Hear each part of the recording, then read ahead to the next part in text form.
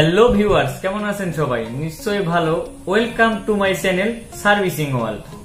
হ্যাঁ ভিউয়ার্স, গত পর্বে আমরা দেখিয়েছিলাম কিভাবে কালার কোডে রেজিস্টার পরিমাপ করতে হয়। সেটা আপনাদের আমরা অঙ্ক করে দেখিয়েছিলাম এবং মিটারে পরিমাপ করে দেখিয়েছিলাম। কিন্তু আজকে আপনাদের জন্য আমরা নিয়ে আসলাম এই রেজিস্টার কিভাবে আপনারা মোবাইল ফোনের সাহায্যে অতি সহজে নির্ণয় করতে পারেন কালার কোডের পরিমাণ বুঝিয়ে দেবো। তাহলে চলুন দেরি না করে ভিডিওটি শুরু করা যাক।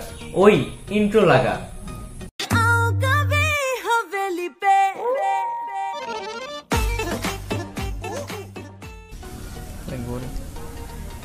হ্যাঁ ভিউয়ার্স, প্রথমে আমরা আমাদের ফোনের প্লে স্টোরে যাব।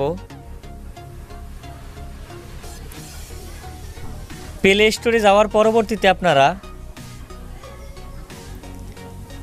সার্চ বক্সে লিখবেন রেজিস্টর, RESIS, রেজিস্টর ক্যালকুলেটর, অথবা শুধুমাত্র রেজিস্টর লিখলেও হবে। তো দেখুন এখানে রেজিস্টর কালার কোড অনেকটা অ্যাপ চলে এসেছে। এখান থেকে আপনারা একটা অ্যাপস ইনস্টল করে নেবেন, যে কোনো একটা। তো আমাদের দেখুন এখানে রেজিস্ট্যান্স ক্যালকুলেটর লেখা আছে, এটা আমরা ইনস্টল করে নেব। আমাদের ইনস্টল করা রয়েছে, এর জন্য আমরা ওপেনে ক্লিক করলাম।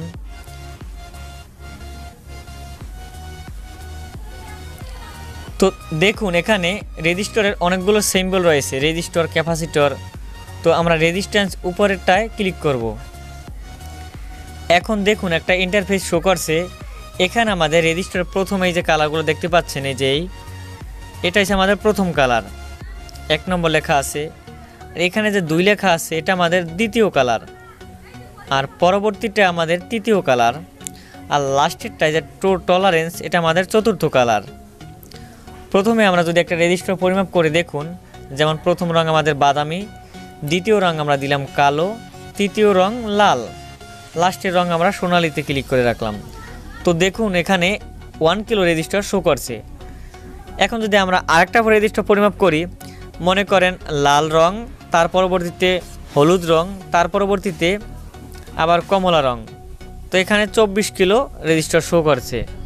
ঠিক একইভাবে এখানে আমরা যদি খেয়াল করি, সবুজ কালার, তার পরবর্তীতে কমলা কালার, তার পরবর্তীতে লাল কালার, তো 5.3 কিলো ওহম।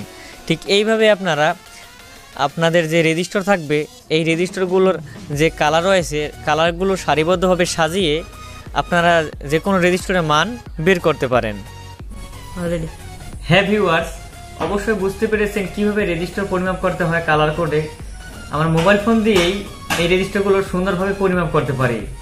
আমরা সামনের ভিডিওতে আপনাদের জন্য নিয়ে আসবো কিভাবে ডিজিটাল মিটারে রেজিস্টারে আরো ভালোভাবে পরিমাপ করা যায়, একদম প্র্যাকটিক্যাল ভাবে। তাহলে আজকের ভিডিও এখানেই শেষ করলাম। পরবর্তী ভিডিও দেখার আমন্ত্রণ রইল। আর যদি আপনি আমাদের চ্যানেলে এখনো নতুন হয়ে থাকেন, তাহলে অবশ্যই চ্যানেলটি সাবস্ক্রাইব করবেন আর পাশে থাকা বেল আইকনে ক্লিক করে আমাদের সাথেই থাকুন।